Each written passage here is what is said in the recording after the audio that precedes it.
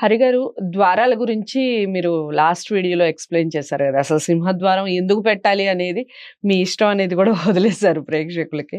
So, ఈ సింహద్వారం ఉండే ప్లేస్ కాకుండా ఉపద్వారం ఉండే ప్లేస్‌లో చాలామంది పెడుతూ ఉంటారు. ఈ మిస్టేక్స్ చేస్తూ ఉంటారు.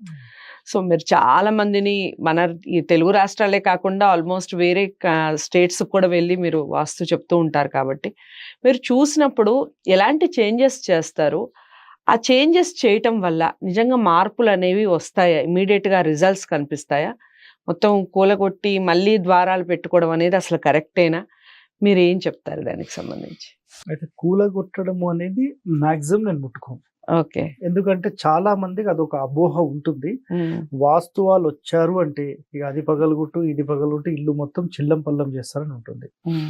ఫస్ట్ ఎవరైనా విజిట్ తీసుకున్న వాళ్ళకు లేదంటే వాస్తు మార్పుల కోసం ఎవరినన్నా సంప్రదిస్తే వాళ్ళొచ్చి చేసే మొట్టమొదటి పని ఏంటంటే ఈ కరెక్షన్స్, ఈ మోడిఫికేషన్స్, పగలగొట్టించడము, ఇది అక్కడ ఉండొద్దు, అది ఇక్కడ ఉండొద్దు అనేవే చేస్తుంటారు. హ్మ్. సో మీ అందరికీ ఒక క్లారిటీ నేను ఫస్ట్ ఇస్తాను. ఏంటంటే ఒక బిల్డింగ్ నిర్మాణం జరిగిన తర్వాత దాంట్లో ఆటోమేటిక్ ఒక ప్రాణం వచ్చేసింది.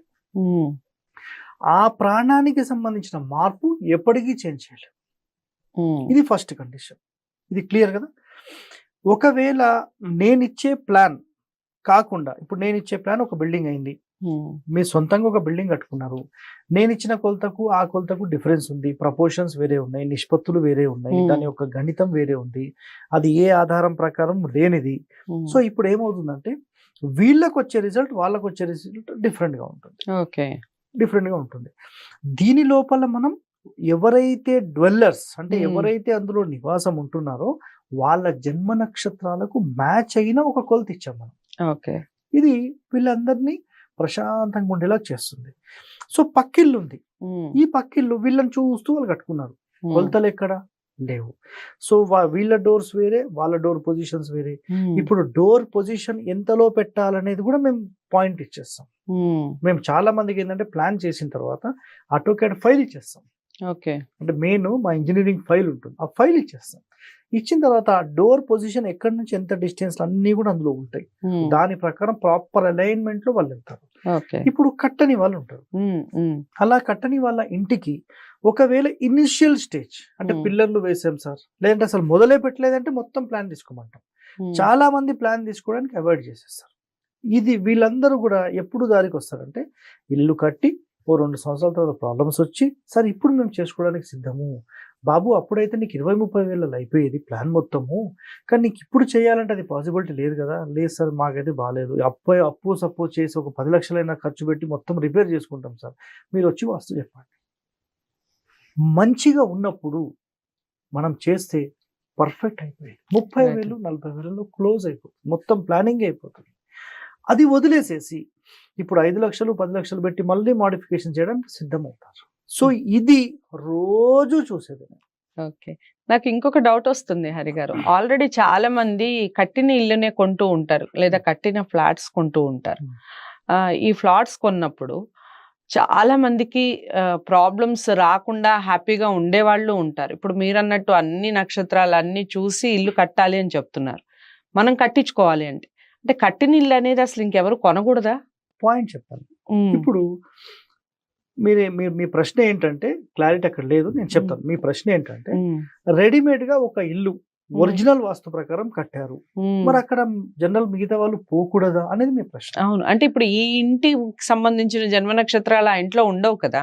యెస్. అయితే మేమేం చేస్తామంటే ఇప్పుడు గుడి ఉంది. 100లో ఇద్దరు మాత్రమే గుడికి సెట్ కారు. మీరు కావాలంటే అబ్జర్వ్ చేయండి. ఒక ఫ్యామిలీ మొత్తం వెళ్తే ఒక్కడు మాత్రం నేనైతే గుడిలోనే ఉండను, బయట ఉంటాను వెళ్ళిపోతాడు. అతనికి ఆ గుడి మ్యాచ్ కాలేదు. ఓకే. ఆ నక్షత్రం మ్యాచ్ కాలేదు. అట్లా ఒక కుటుంబం ఒక కొత్తగా ఇంటికి ఏదన్నా కట్టారు మేము కొందామని వెళ్ళి అక్కడ ఒక 10 నిమిషాలు అట్లా ప్రశాంతంగా ఉంటే అందరూ కూడా ఎలా ఉన్నారనేది కాన్సన్ట్రేట్ చేయాలి. ఓకే. వీళ్ళందరూ మంచిగా ప్రశాంతంగా ఆడుకోవడం గాని, మాట్లాడుకోవడం గాని, కోపతాపాలు లేకుండా ఉండడం గాని ఉన్నారనుకోండి వీళ్ళందరూ సెట్ అయిపోయింది. ఓకే. అయితే ఒక్కొక్క మనిషికి ఒక్కొక్క నక్షత్రం ప్రకారం సెట్ చేసుకుంటూ పోవాలంటే కష్టమే. సో ఒక పర్ఫెక్ట్ మెజర్మెంట్ మేము సెట్ చేసి పెట్టేస్తాం. ఆ మెజర్మెంట్ లోకు ఎవరైతే వీళ్ళు వస్తారో అక్కడికి వచ్చిన మరుక్షణం ఒక రకమైన ఫీల్, అక్కడ నాకైతే ఇది నచ్చింది, నేను ఇక్కడనే ఉంటాను, ఏమైనా చేసుకో, నాకు ఇదే పంపి అని డిసైడ్ అయిపోతారు. అది వాళ్ళకి సెట్ అయిపోతుంది. కొంతమంది వచ్చి లేదండి ఇది వద్దులేండి వేరేది చూసుకుందాం అయిపోయి వాళ్ళకి మ్యాచ్ లేదు. మ్యాచ్ అయిన వాళ్ళే వస్తారు. మనం రూల్స్ ప్రకారం కట్టేస్తే సింపుల్, అది అసలు దాంట్లో పట్టించాల్సిన పనే లేదనమాట. సో అది చాలా సింపుల్. అయితే ఇప్పుడు మళ్ళీ మన మెయిన్ విషయానికి వస్తే, మీరు ఒక క్వశ్చన్ ఏంటంటే ఒక ఇల్లు మ్యాచింగ్ అనేది ఏదో ప్రశ్న అడిగారు. అంటే ఒక ఇల్లు ఆల్రెడీ కట్టిన ఇల్లు మనం కొంటాం. ఫర్ ఎగ్జాంపుల్ నేనే ఉన్నానండి, నాకు ఒక ఇల్లు కావాలి, నేను ఇల్లు కొంటాను, దానికి మన నక్షత్రానికి ఏం సూట్ అవ్వదు కదా. అట్లా కాదు, ఇక్కడ ఏంటంటే రెడీమేడ్ గా ఎవరైతే వాళ్ళు కడుతున్నారో సూట్ కాదు. ఇప్పుడు నేను హైదరాబాద్ లో ఒక విల్లా ప్రాజెక్ట్ తీసుకుంటున్నాను, complete villa as per Harivastu project కిందకి వచ్చేస్తుంది టోటల్. అంటే నా రూల్స్ అవన్నీ డిస్కషన్ 3 నెలలు పడుతుంది. అదంతా అయిపోయిన తర్వాత నా కండిషన్స్ కి ఓకే అయితే ఆ విల్లా ప్రాజెక్ట్ వస్తుంది, లేదంటే వదిలేస్తాను అంతే. ఎందుకంటే రిస్క్ తీసుకోలేము. ఇప్పుడు ఒక స్టాంప్ ఎట్లా కావాలంటే హరివాస్తు ప్రాజెక్ట్ అంటే మరి హరివాస్తు లాగానే ఉండాలి అక్కడ. ఏదో ఉత్తుత్త ప్రాజెక్ట్ అంటే నేను పోలేను. ఏదో 1-2 అంటే మనం సెట్ చేస్తాం, కానీ ప్రాజెక్ట్ అంతా సెట్ చేయాలంటే టోటల్ కాలనీతో పాటు సెట్ చేసుకుంటూ వెళ్తాం. ఇంకా కళ్ళు మూసుకొని వెళ్ళిపోవచ్చు అన్నమాట ఎవరు కూడా. అట్లాంటి ప్లానింగ్స్ చేస్తాం, అది దాని కండిషన్ ఉంటుంది. సో మెయిన్ టాపిక్ ఏంటంటే ఇంటికి ఏమైనా చేంజెస్ చేయటం వల్ల నిజంగా మార్పులు అనేవి సంభవించే అవకాశం. అయితే ఒక ఇంటికి మనం వెళ్ళిన తర్వాత ఫస్ట్ ఇంటి చుట్టూ మొత్తం తిరుగుతాం. అసలు ఇంటి కొలతలు ఎలా ఉన్నాయి, పొడవు ఎంత ఉంది, వెడల్పు ఎంత ఉంది, వీళ్ళ యొక్క నడకలు ఎలా ఉన్నాయి, దాని తర్వాత ఇంటి 4 మూలలు ఏమైనా ఎక్స్టెన్షన్స్ ఉన్నాయా లేవా, ఈ ఎక్స్టెన్షన్స్ ఉంటే దాన్ని మనం కట్ చేయడం జరుగుతుంది. ఎందుకంటే మూలలు పెరుగుద్ది అనేది శాస్త్రం. సో ఆ మూలలు ఎలా ఉన్నాయి, ఆ 4 మూలలు ఎలా ఉన్నాయి, లోపల 4 మూలలు ఎలా ఉన్నాయి, దాని తర్వాత 4 సెంటర్స్ ఎలా ఉన్నాయి, దీంట్లో ఒకవేళ డోర్ పొజిషన్ మారిస్తే మరి ఎలా వస్తుంది, వాళ్ళతో డిస్కస్ చేస్తాం. ఎందుకంటే వాళ్ళ యొక్క సమస్య ముందు తీసుకుంటాం.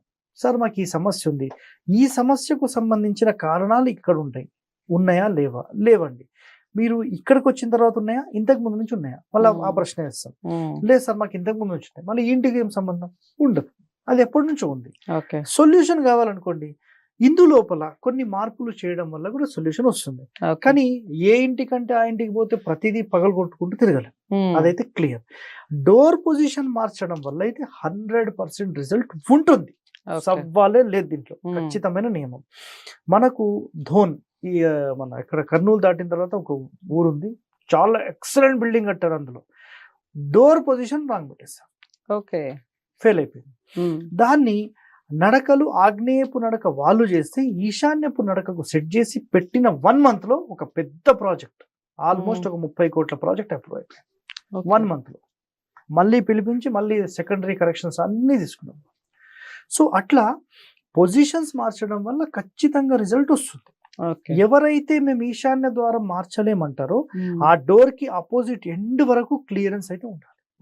అదొక్కటి చేసుకోండి. కుదరకపోతే డోర్ పొజిషన్ మార్చాలంటే మళ్ళీ దాన్ని సెంటర్ డోర్కి తీసుకురావాలి, లేదా 3వ స్థానం 4వ స్థానం తీసుకురావాలి. మళ్ళీ దాని అపోజిట్ ఇష్యూస్ ఏమున్నాయి చూడాలి, వస్తుందా రాదా. మళ్ళీ వీళ్ళందరూ అన్నిటికీ ఒప్పుకోరు. మనం ఇంటికి పోయి అన్ని పగలగొట్టాలంటే కూడా ఒప్పుకోరు. వాళ్ళ స్థాయి ఉండొచ్చు, ఉండకపోవచ్చు. మళ్ళీ 3-4 లక్షలు ఎక్కడ పట్టుకురావాలి సార్, మీరు మా చిన్నది చెప్తారేమో అని పట్టుకొచ్చినామంటారు. అందుకని ఇక్కడ ఇంకో డౌట్ హరి గారు, మెయిన్ డోర్ కి ఆపోజిట్ లో కిటికీ ఉండొచ్చా? No problem. ఎండ్ వరకు క్లియరెన్స్ ఉండాలి, అదే చెప్తున్నాను. ఒక మెయిన్ ముఖద్వారం ఇప్పుడు ఇక్కడ నుంచి ఎలాగైతే ఎండ్ వరకు క్లియరెన్స్ ఉంటుందో అట్లా క్లియరెన్స్ ఉండాలి మొత్తం ఎండ్ వరకు, అది చెప్పేది అనమాట. ఎండ్ బ్లాక్ చేసామనుకోండి, ఈ తిన్నదంతా ఏమవుతుంది, అరిగి ఎక్కడికి పోదు, ఇక మొత్తం మనిషి అవుట్ అయిపోతుంది. కాబట్టి ఈ ఎండ్ టు ఎండ్ క్లియరెన్స్ ఉండాల్సిందే. సో చేంజెస్ చేయటం వల్ల, ఇంట్లో చిన్న చిన్న మార్పులు చేయటం వల్ల జరిగే ప్రయోజనాలు ఏమిటి అనేది క్లారిటీ వచ్చేసింది ఈ వీడియో ద్వారా. ముఖ్యంగా ఆల్రెడీ కట్టుకున్న ఇల్లు మనం కొనటం వల్ల మనకి ఎలాంటి లాభాలు ఉంటాయి అనేది కూడా ఈ వీడియోలోనే చెప్పారు. తప్పకుండా వీడియోని ఫస్ట్ నుంచి లాస్ట్ వరకు వాచ్ చేయండి, మీకు చాలా ఇన్ఫర్మేషన్ వస్తుంది. ఇంకా డౌట్స్ ఏమన్నా ఉంటే కామెంట్ బాక్స్లో తెలియచేయండి. హరి గారిని మీట్ అవ్వాలి అనుకుంటే తప్పకుండా స్క్రీన్ మీద కనపడే నెంబర్కి కాల్ చేయండి. వాస్తుకు సంబంధించిన పర్ఫెక్ట్ ఇన్ఫర్మేషన్, మీకు పూర్తి సమాచారం అందుతుంది. అవుతుంది.